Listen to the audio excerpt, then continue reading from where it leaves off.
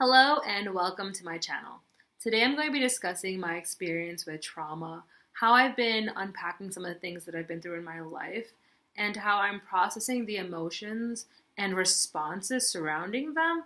And I'd also like to discuss how having a brand new kitten has really changed my entire perspective on this. I think a lot of the time when people hear the word trauma, they think of PTSD or some really extreme version of trauma. And I know for me, it's because I have a family member in the military. And so I know someone who's been overseas, who's fought in a war. And it's so hard for me to wrap my head around the fact that my trauma is not as bad as their trauma. I don't think we should be comparing our trauma to other people's. I think everyone's trauma is valid. We've all been through different things. I know a lot of people also think, well, we all have so many privileges here. How much trauma can we really have? And I am the first one to admit that I have a lot of privileges growing up in the United States of America. And I'm really grateful for a lot of the things that I have in my life. But I'm learning to recognize and understand the things in my life that have been traumatic and things that have conditioned me to respond to so many other things in a very specific way. And I think it's really important to understand and recognize those things. For so many people, trauma really starts at such a young age. It's really as soon as you start socializing, as soon as you're able to go to school and be out and about and out of your family's home for the first few times in your life. And so our earliest traumas obviously usually start when we're all little children and really not the best equipped at dealing with these kind of traumatic events. Much of my early life was pretty hectic and chaotic. If you've watched my previous videos, you've definitely heard me speak about my childhood. So I grew up in New York City, which in and of itself can be a pretty traumatizing experience. And I also grew up with a lot of family members, and I lived the quintessential immigrant experience. My parents came here when I was a baby, so I wasn't born here. And I think that was something really difficult for my parents to go through. And so we all went through that struggle with them. And for me, it was very traumatic to be a child of what felt like neither world, because even though I was born in Bangladesh, I don't really know much about it. I don't speak the language very well. I'm not very well acquainted with my family that's from over there. And I don't know much about my own culture. I also often feel like an outsider being an American because of my appearance. I am obviously brown, and there's so many times in my life where I've felt like the outsider because of those things. As a child, I came into contact with a lot of racist teachers in my elementary school, and that's not to say that I didn't go to an amazing elementary school. There are a lot of great things about my elementary school, but there were definitely a few things that left a lasting impression on me. New York City in the 90s was very different, and Brooklyn was a very different place to grow up in. When I was younger, there wasn't as much diversity in Brooklyn, and I experienced a lot of racism as a child. And while I didn't understand what I was experiencing at the time, it was really tough for me to internalize and really try to move past. It was also really hard being one of the few brown kids in my school. There wasn't a lot of kids who looked like me, whose parents spoke the same language as me. And so I often felt very lonely and I felt very misunderstood. Some of my most difficult memories were right after 9/11 had occurred. There was a lot of anger and resentment here in New York City after that event. And while I understand where a lot of that comes from, it was really hard for me at such a young age to really comprehend what was even happening, let alone properly process my emotions or be able to process the way that people around me were acting and the things that people were saying to me and to my family. So it was from a very early age that I was well aware that I was different than a lot of people around me, that I looked different, that I acted different. And so I felt like I had to assimilate very early in my life. I also grew up very well aware of how poor I was in a relatively wealthy neighborhood. And it's hard to be in an affluent neighborhood and understand that you're different than everybody else. I spent a lot of my childhood masking my emotions and how I really felt about things, and I tried really hard to get everybody around me to like me, and I really struggled with just trying to fit in. I didn't understand when I was a child that these were trauma responses. These were things that I was doing after I'd been through something that was deeply distressful, and I wasn't processing properly. And not properly processing the traumas that I was experiencing, I was developing a lot of really strange behavior patterns to try and move past the things that I'd been through. I also didn't really understand that trauma was something bad that happened to me, not something that was a result of who I am or something that I did. Nonetheless, I was repeating a lot of these same behaviors from my childhood into my adulthood. I was very deeply scared of rejection, of not being liked, that I was doing something wrong. I experienced a lot of imposter syndrome, which is why I work really hard at my job. It's also made me very hard-headed. There's a reason why I do the same behaviors very repetitively, even if they're not working, and I'm always hoping that they'll yield a better result. And that's something that I'm actively working on trying to improve, but it's really hard when you have these thoughts really ingrained in your mind and you're so used to doing them. An example of this is how argumentative I can be with a lot of different people, even people that I've just met. And I think it's because from a young age, I just found it so hard to empathize with other people and what they were going through. And I was very quick to anger, and I was obsessing over the same problems that I was having because I found myself having the same problems over and over and over again. And oddly enough, I wasn't even recognizing these triggers that I was having, these things that were making me respond the same way every time to the same issues. I'm really starting to understand what my triggers are and what the emotions behind my reactions are. So for me, a big trigger is usually topics about politics, religion, inclusion, racism, prejudice. Because I experienced so much prejudice in my life,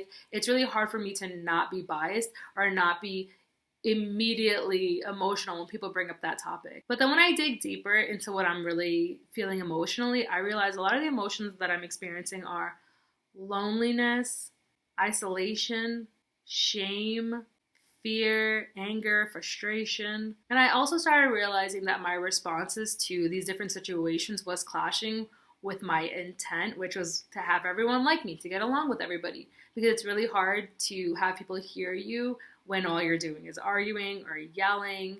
In processing a lot of my trauma, I've also been processing my deep need to be liked. As I've been going through therapy, I've been learning to like myself a lot more. I've been learning to understand the different traumatic experiences that I've been through in my life, and I'm being a lot easier on myself. But in being easier to myself, I'm also learning to empathize with others and understanding that everyone's been through trauma, and so everybody has a lot of the same emotions that I have as well. I've also come to realize that a lot of my experiences in some way tend to be unique, and so when I'm speaking to other people, while they don't understand what I've been through, a lot of them try to empathize with what I've been feeling, and I think that's so important to do.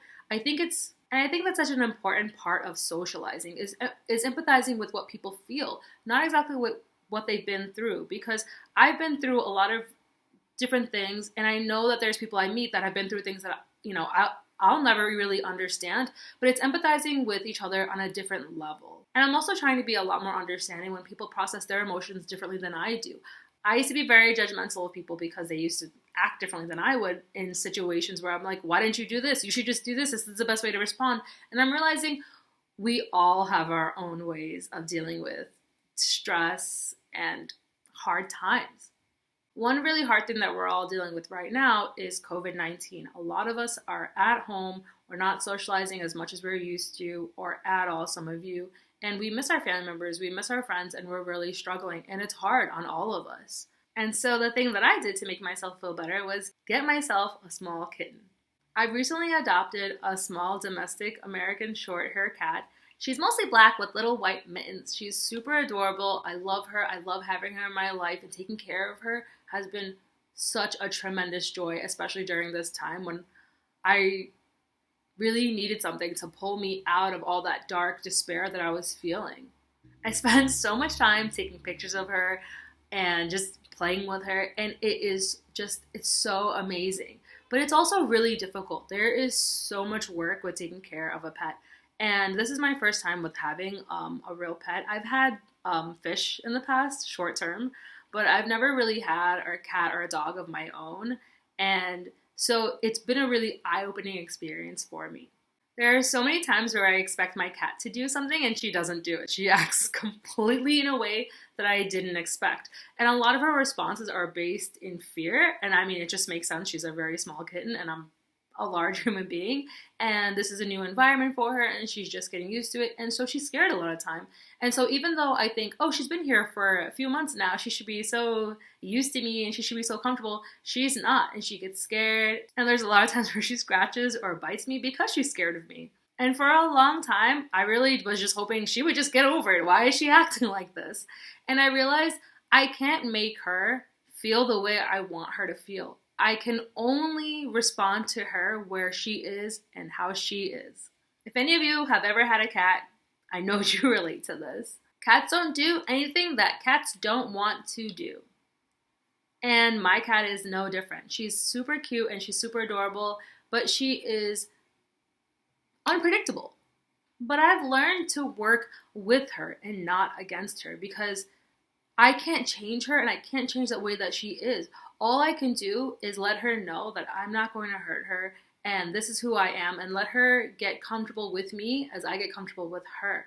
And it's made me realize that I've gone about dealing with a lot of my problems in a very similar kind of a way, where I'm trying to change the situation instead of understanding and appreciating the situation for what it is. And coming here and being adopted by me is a very traumatic event for a cat. And I understand she's a cat and she's not experiencing things the same way a human is experiencing things, but she's still experiencing these things nonetheless. And it's important to understand that. As I spend more time with her, I'm starting to understand that it's not how she reacts to things, it's how I'm reacting to her that's changing. I'm getting better at understanding her needs, what she's expecting of me, and what it is that I need to do for her. I'm also understanding that a lot of the joy that I have around having a cat is being able to take care of her and see her be happy, see her really become more and more comfortable in my home every day. I really am starting to understand that we all have a lot of trauma, and you can't change the traumas that you've been through, but you can change how you respond to your trauma every day. I have a lot of things that I've been through that have hurt me, and I know everybody has, and it's not easy to deal with those things, and it's not easy to change your response to those things. The one thing I learned about trauma is you can't change anybody else's trauma, and you can't deal with anybody else's trauma for them.